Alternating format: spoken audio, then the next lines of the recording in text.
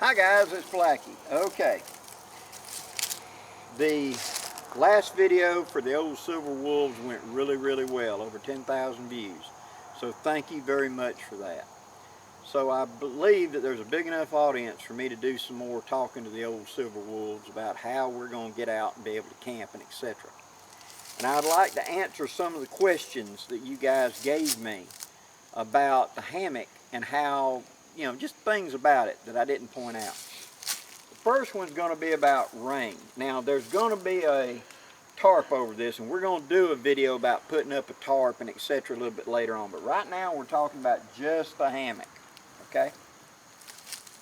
When it's raining real heavy, Blackie, won't water come down the tree, run down the strap and get into the hammock? Not with this design, and I'll tell you why.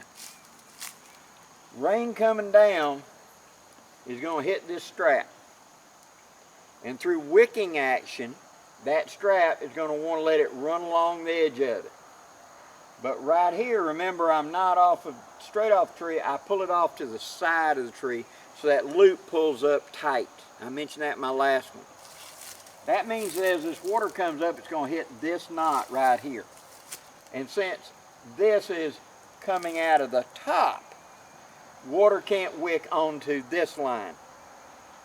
If I had come around and was going that way, and water could then possibly wick along the bottom edge, but it comes to right here and it's a 1/4 inch to a 1/2 inch width of my finger to go back up, so it will not get water.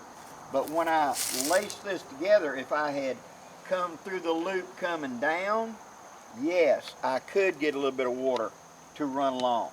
But you're still okay, because even if this is getting wet in a driving rain, as the water comes along the edge, notice this line kind of is twisted a little bit.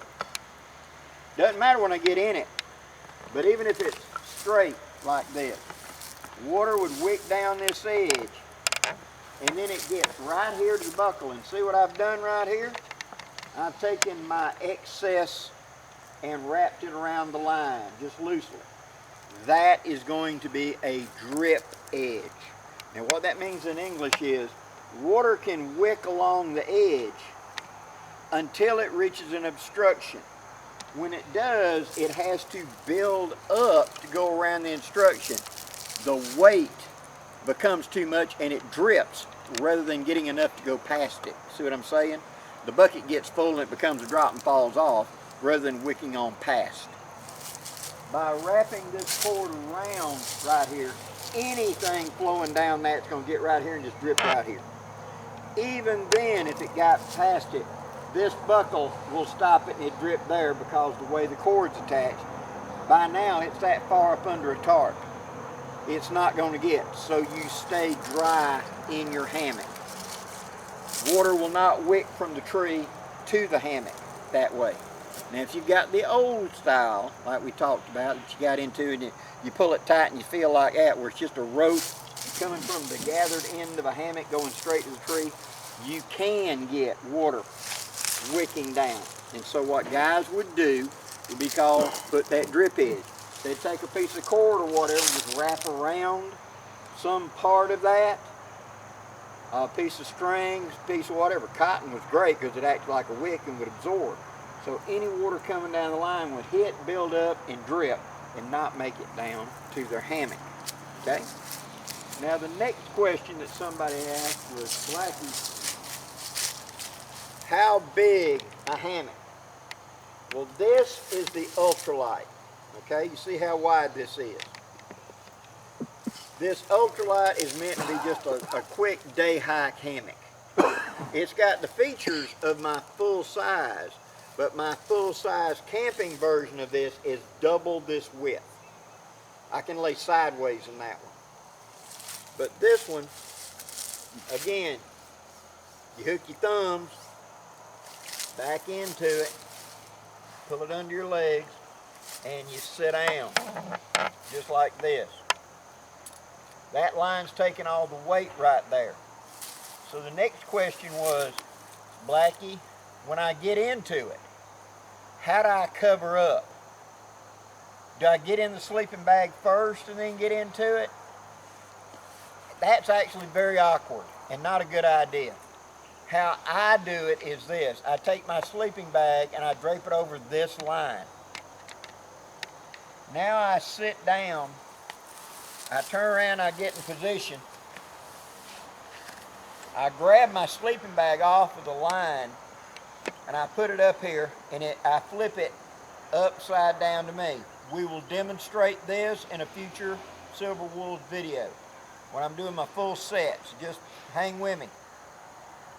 Once I turn it upside down, I take a foot, I put it into it, and I straighten my leg out. Then I can put the other foot into it. Now my feet are in it. Now I pull it up over me. I tuck it under on this side. I tuck it under on that side. And I'm covered up in my sleeping bag, holding the warmth. The outside of the hammock will have an under quilt, and that's how you insulate from below and keep you warm. Your top will be the over quilt, over the top of you, okay? So that's how you'll get out of it, to get into it. To get out of it in the morning, what I'm going to do is, I'm going to take my foot, pull it out of the sleeping bag, take my other foot, pull it out of the sleeping bag, and then I'm going to put it over this line and push it over my head, out of the way, see? So it don't fall on the ground. It's out of the way. Then I'm going to grab my ridge line, I'm going to sit up, get my feet under me, grab my edge, and I'm going to walk backwards until I stand up. That's how us old Silver Wolves can get in and out. Now, this cord being Dyneema is like an 1,800 pound strength. It's not going to stretch. These are like 2,800 pounds. They're not going to stretch much. They will when you first put it up. So what I suggest you do is you pull it tight. Then you sit in it for a few minutes to rest, and then pull it tight a second time. That will normally keep it tight. Now, after I've been in it all night, tomorrow, I may have to cinch it up just a little, okay? Now, the third question is, this line is adjustable, okay? On this end up here, there's a bead. I know you can't see it, but just listen to me a minute. There's a bead that keeps it from pulling through. This section right here is just like an old Chinese finger trap when we were kids, remember? Okay. Remember when we were kids, you had those old Chinese finger traps that you put your finger in, and when you went to try to pull it apart, it'd grip? That's what this cord is doing. The cord has been taken, gone around, and gone back through itself, so that section acts like a Chinese finger trap. It squeezes the cord. This cord is adjustable. If I open it up longer, then the sides will come in just a little bit, and it'll get a little longer for you tall guys. For those guys that are a little more, for those of you that are a little more fluffy, shortening this cord will make this a little looser side to side, okay? It's so if you get in it and you feel a little, like your shoulders are a little tight, you want to pull it a little shorter.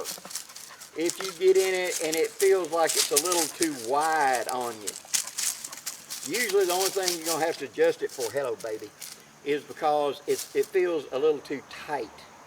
In which case, shorten the cord to make it looser, okay? Those are the three things that I was asked about. Us old Silver Wolves, we want to get out and enjoy it still and be able to get into this. Being in a hammock means I can still go camp out there.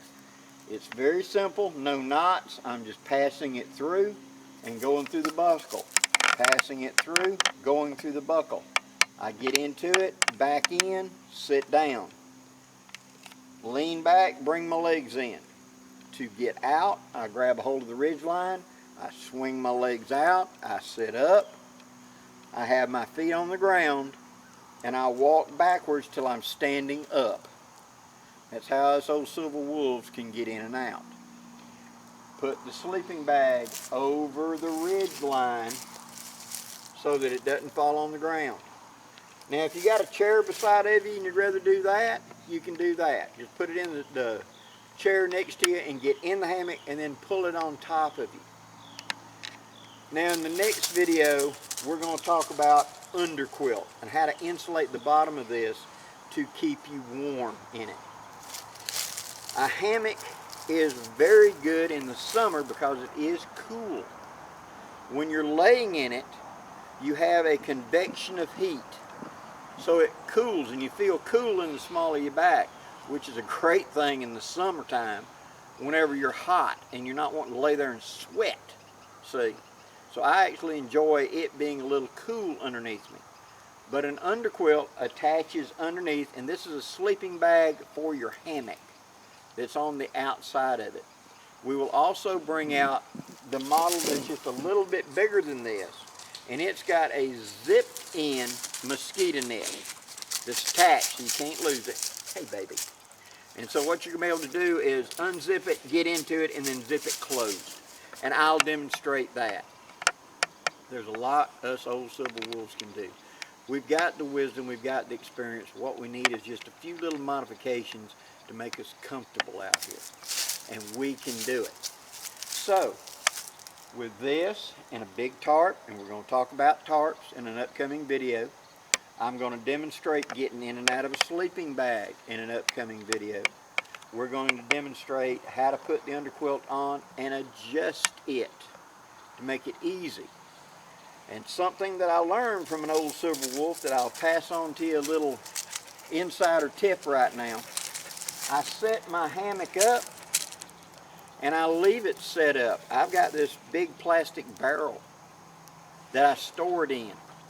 So when I get there, to make my life easy, all I have to do is hook up my straps. They're laying on top. I pull out my first buckle and hook it. And then I walk to the other end and I put it. So my hammock is coming out of the barrel fully set up. It's got all the underquilt and everything set to it. I don't have to stuff it in bags or nothing. I just pull it out and set it up. It's waterproof in that barrel. I can sit on that barrel if I want to. And so I can carry it with me to set up. It makes life easy. I'm going to demonstrate that to you. So for you old silver wolves, put it down there in the comments. Let me hear your questions, your concerns. We can do this. We should be able to go and enjoy our silver years out here. I'm doing it. So can you. Give me some challenges. Tell me what you got. I had one gentleman tell me, he said, I don't have any legs anymore. I'm in a wheelchair. I don't know if I can do it. I am positive you can do it to some degree. There are places that are still wheelchair accessible where you can get out there with a vehicle, get close enough. You may have to have help to get your stuff set up, but I'm confident you can still go out there and enjoy it and share the knowledge that you've accrued over life with the next generation. That's our job. We're the silver wolves. Our job is to teach the pack. Till next time, guys, I'm Blackie, wishing you safe journeys. Have a great day, guys.